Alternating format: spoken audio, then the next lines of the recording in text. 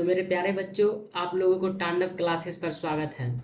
तो आज हम सिविक्स लेसन 1 के ऑब्जेक्टिव क्वेश्चन लाए हैं, जो कि लोकतंत्र में सत्ता की साझेदारी के कुछ महत्वपूर्ण ऑब्जेक्टिव क्वेश्चन हैं। तो चलते हम अपने सेशन की ओर। क्वेश्चन नंबर फर्स्ट से स्टार्ट करते हैं, और ये रहा क्वेश्चन नंबर फर्स्ट आपके स्क्रीन के ऊपर। देखिए क्वेश्चन नंबर फर्स्ट क्या कह रहा है। सत्ता में साझेदारी किस व्यवस्था में सर्वश्रेष्ठ रूप से संभव है। तो सत्ता में साझेदारी किस व्यवस्था में सर्वश्रेष्ठ रूप से संभव है। तो लोकतंत्र में संभव है। किस चीज में संभव है? लोकतंत्र में संभव है। क्वेश्चन नंबर 2 की ओर हम लोग चलते हैं। देखिए 2 नंबर क्वेश्चन क्या कर रहा है। निम्नलिखित व्यक्तियों में कौन लोकतंत्र में रंग भेद विरोधी नहीं थे। तो निम्नलिखित व्यक्तियों में कौन लोकतंत्र में रंग भेद विरोधी नहीं थे। तो जेड गुटी, जो कि रंग भेद को विरोधी नहीं थे, और Martin Luther king, Mahatma Gandhi सब रंग भेद के विरोधी थे, लेकिन जेड गुटी रंग भेद के विरोधी नहीं थे। क्वेश्चन नंबर 3 की ओर हम लोग चलते हैं। देखिए 3 नंबर क्वेश्चन क्या कर रहा है। क्षेत्रवाद की भावना का एक कुपरिणाम क्या है। तो क्षेत्रवाद की भावना का एक कुपरिणाम अलगावाद है। कौन है? अलगावाद है, याद रखिएगा, अलगावाद। क्षेत्रवाद की भावना का एक उपरिणाम अलगावाद है। क्वेश्चन नंबर 4 की ओर हम लोग चलते हैं। जाति के आधार पर सामाजिक विभाजन किस देश की सामाजिक व्यवस्था का अनूठा उदाहरण है। तो जाति के आधार पर सामाजिक विभाजन किस देश की सामाजिक व्यवस्था का अनूठा उदाहरण है। तो चीन की अनूठा उदाहरण है। याद रखिएगा, इसका आंसर हो जाएगा चीन। क्वेश्चन नंबर 5 की ओर हम लोग चलते हैं। महिलाओं को मतदान का अधिकार सर्वप्रथम किस राष्ट्र में दी गई। तो महिलाओं को मतदान का अधिकार सर्वप्रथम किस, यहाँ राष्ट्र नहीं होना चाहिए, देश होना चाहिए, किस देश में दी गई। तो ब्रिटेन में दी गई थी। सर्वप्रथम महिलाओं को वोट देने का अधिकार दिया गया था ब्रिटेन में ही। क्वेश्चन नंबर 6 की ओर हम लोग चलते हैं। जाति पर आधारित विभाजन कहाँ है। तो जाति पर आधारित विभाजन हमारे भारत में, क्योंकि भारत में बहुत ही जाति के आधार पर भेदभाव किया जाता है। क्वेश्चन नंबर 7 की ओर हम लोग चलते हैं। भारतीय राजनीति में सर्वोच्च का वर्चस्व कब तक रहा। तो भारतीय राजनीति में सर्वोच्च का वर्चस्व 1967 तक रहा। कब तक रहा? 1967 तक रहा। क्वेश्चन नंबर 8 की ओर हम लोग चलते हैं। भारत एक राष्ट्र है। तो भारत एक धर्मनिरपेक्ष राष्ट्र है। कैसा राष्ट्र है? धर्मनिरपेक्ष। धर्मनिरपेक्ष का मतलब होता है कि भारत में अनेक प्रकार के धर्म के लोग, जैसे हिंदू, मुस्लिम, सिख, ईसाई, जैन और अनेक अनेक प्रकार के धर्म के लोग रहते हैं, इसलिए भारत एक धर्मनिरपेक्ष राज्य है। कैसा राष्ट्र है? धर्मनिरपेक्ष राष्ट्र। क्वेश्चन नंबर 9 की ओर हम लोग चलते हैं। श्रीलंका में भेदभाव का आधार है। तो श्रीलंका में भेदभाव का आधार भाषाई है, क्योंकि श्रीलंका में भाषा के आधार पर बहुत ही भेदभाव किया गया था। सिहली को राष्ट्रभाषा घोषित किया गया था। यही सब के लिए श्रीलंका की जनता ने खूब भेदभाव किया था भाषा के आधार पर।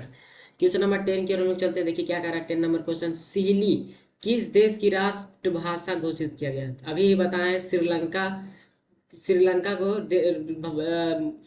को सिहली राष्ट्रभाषा घोषित किया गया था। तो सिहली किस देश की राष्ट्रभाषा घोषित किया गया था। तो श्रीलंका की राष्ट्रभाषा घोषित किया गया था। क्वेश्चन नंबर 11 की ओर हम लोग चलते हैं। क्या कह रहा है 11 नंबर क्वेश्चन। श्रीलंका में सामाजिक विभाजन किस स्तर पर है। तो श्रीलंका में सामाजिक विभाजन किस स्तर पे है। तो श्रीलंका में क्षेत्रीय स्तर पर भी है और सामाजिक स्तर पर भी है, इसलिए ए और बी दोनों इसका आंसर हो जाएगा। क्वेश्चन नंबर 12 की ओर हम लोग चलते हैं। क्या करें 12 नंबर क्वेश्चन। संप्रदाय का संबंध है। तो संप्रदाय का संबंध ईसाई से है। संप्रदाय का संबंध ईसाई से है। क्वेश्चन नंबर 13 की ओर हम लोग चलते हैं। इंडिका पुस्तक के लेखक कौन है। तो इंडिका पुस्तक के लेखक मेगास्थनीज है। मेगास्थनीज एक यूनान के राजदूत भी थे, और इंडिका पुस्तक के लेखक भी मेगास्थनीज है।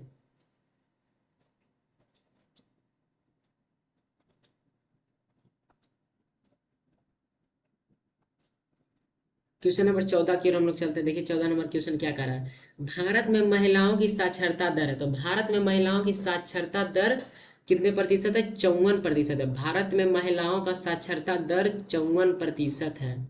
क्वेश्चन नंबर 15 की ओर हम लोग चलते हैं। निम्नलिखित में कौन सा देश धर्मनिरपेक्ष नहीं है? तो कौन सा देश धर्मनिरपेक्ष नहीं है? तो पाकिस्तान धर्मनिरपेक्ष देश नहीं है, और भारत और अमेरिका और नेपाल धर्मनिरपेक्ष देश है, लेकिन पाकिस्तान धर्मनिरपेक्ष देश नहीं है, इसलिए इसका आंसर ऑप्शन नंबर डी हो जाएगा। क्वेश्चन नंबर 16 की ओर हम लोग चलते हैं। देखिए 16 नंबर क्वेश्चन क्या कर रहा है, संप्रदायवाद संबंधित है। तो संप्रदायवाद क्या चीज से संबंधित है? तो धार्मिक कट्टरता से संबंधित है। क्या चीज से संबंधित है? तो धार्मिक कट्टरता से संप्रदायवाद संबंध है। क्वेश्चन नंबर 17 की ओर हम लोग चलते हैं। महिला आरक्षण विधेयक निम्नलिखित से किससे संबंधित है? तो किस चीज से संबंधित है? तो महिला प्रतिनिधियों की संख्या बढ़ाने से संबंधित है। क्या चीज से संबंधित है? महिला प्रतिनिधियों की संख्या बढ़ाने से संबंधित, इसलिए इसका आंसर ऑप्शन नंबर डी हो जाएगा। क्वेश्चन नंबर 18 की ओर हम लोग चलते हैं। निम्नलिखित में से किसने कहा है कि धर्म को कभी भी राजनीति से अलग नहीं होना चाहिए? तो कौन कहे थे कि धर्म को कभी भी राजनीति से अलग नहीं होना चाहिए? तो महात्मा गांधी कहे थे कि धर्म को कभी भी राजनीति से अलग नहीं होना चाहिए। क्वेश्चन नंबर 19 की ओर हम लोग चलते हैं। इनमें से किसकी शुरुआत जर्मनी से हुई है? तो इनमें से किसकी शुरुआत जर्मनी से हुई है? तो नाजीवाद की शुरुआत जर्मनी से हुई है। क्वेश्चन नंबर 20 की ओर हम लोग चलते हैं। भारत के 16वीं लोकसभा में महिला प्रतिनिधियों का प्रतिशत है। तो 16वीं लोकसभा में महिला प्रतिनिधि की संख्या कितनी है? तो 11.93% है। 11.93% है 16वीं लोकसभा में महिलाओं की प्रतिनिधि। क्वेश्चन नंबर 21 की ओर हम लोग चलते हैं। मैक्सिको ओलंपिक की घटना एक उदाहरण है। तो मैक्सिको ओलंपिक की घटना का एक उदाहरण रंग भेद है। क्या है? रंग भेद। रंग भेद मतलब होता है जैसे कि महात्मा गांधी एक बार दक्षिण अफ्रीका नेल्सन मंडेला के साथ गए थे, तो महात्मा गांधी के साथ खूब भेदभाव किया गया था, उसे ट्रेन से धक्का भी दे दिया गया था और उसे मारा भी गया था महात्मा गांधी को। इसलिए महात्मा गांधी रंग भेद का विरोध करके वहाँ अच्छे से अथी कर दिए थे। क्वेश्चन नंबर 22 की ओर हम लोग चलते हैं। इंग्लैंड में महिलाओं का वयस्क मताधिकार किस वर्ष प्राप्त हुआ? तो इंग्लैंड में महिलाओं को वयस्क मताधिकार कब प्राप्त हुआ था? तो यह प्राप्त हुआ था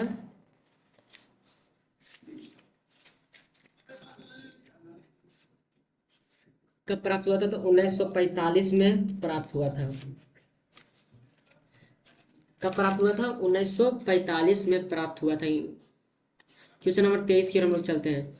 विविधता और विभेद किस राष्ट्र के लिए है? तो विविधता और विभेद किस राष्ट्र के लिए है? तो इसका आंसर हो जाएगा नकारात्मक एवं सकारात्मक दोनों राष्ट्र के लिए है। याद रखिएगा आप लोग, नकारात्मक एवं सकारात्मक दोनों से। क्वेश्चन नंबर 24 की ओर हम लोग चलते हैं। देखिए 24 नंबर क्वेश्चन क्या कह रहा है? मराठी, ऐसे तो आप लोग जान गए होंगे कि मराठिया लिखा हुआ तो मराठी महाराष्ट्र में बोला जाता तो महाराष्ट्री होगा इसका आंसर, तो लेकिन क्वेश्चन पढ़ लीजिए आप लोग। मराठी मनुष्य का विवाद निम्नलिखित में से किस राज्य से संबंधित है? तो मराठी मनुष्य का विवाद निम्नलिखित में किस राज्य के से संबंधित है? तो महाराष्ट्र से संबंधित है। क्या चीज से संबंधित है? महाराष्ट्र से संबंधित है। क्वेश्चन नंबर 25 की ओर हम लोग चलते हैं। 25 नंबर क्वेश्चन देखिए क्या कह रहा है। कृषि कार्य में महिलाओं की कुल भागीदारी कितनी है? तो कृषि कार्य में महिलाओं की कुल भागीदारी 40% है। कितने प्रतिशत? 40% है। क्वेश्चन नंबर 26 की ओर हम लोग चलते हैं। देखिए 26 नंबर क्वेश्चन क्या कर रहा है। जन्म पर आधारित विभेद किस देश में है? तो जन्म पर आधारित विभेद किस देश में है? तो भारत में है। जन्म पर आधारित विभेद। क्वेश्चन नंबर 27 की ओर हम लोग चलते हैं। निम्नलिखित में से किसमें सामाजिक विभाजन का आधार देखने को नहीं मिलता? तो निम्नलिखित में से किसमें सामाजिक विभाजन का आधार देखने को नहीं मिलता? तो संप्रदायवाद के आधार पर देखने को नहीं मिलता सामाजिक विभाजन, इसलिए इसका आंसर ऑप्शन नंबर हो जाएगा। क्वेश्चन नंबर 28 की हम लोग चलते हैं। किस राष्ट्र में विभेद कम पाया जाता है? तो रूस में सबसे कम विभेद पाया जाता है। क्वेश्चन नंबर 29 की हम लोग चलते हैं।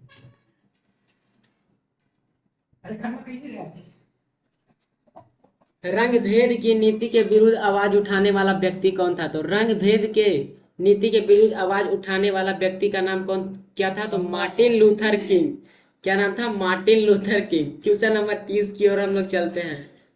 भाषाई आधार पर बनने वाला प्रथम राज्य है, तो भाषाई आधार पर बनने वाला प्रथम राज्य आंध्र प्रदेश है। इसका आंसर ऑप्शन नंबर डी हो जाएगा, आंध्र प्रदेश। लगता है ये लास्ट क्वेश्चन है, तो अगर आप लोगों को यह वीडियो अच्छा लगे तो लाइक और सब्सक्राइब करते रहिएगा। थैंक्स।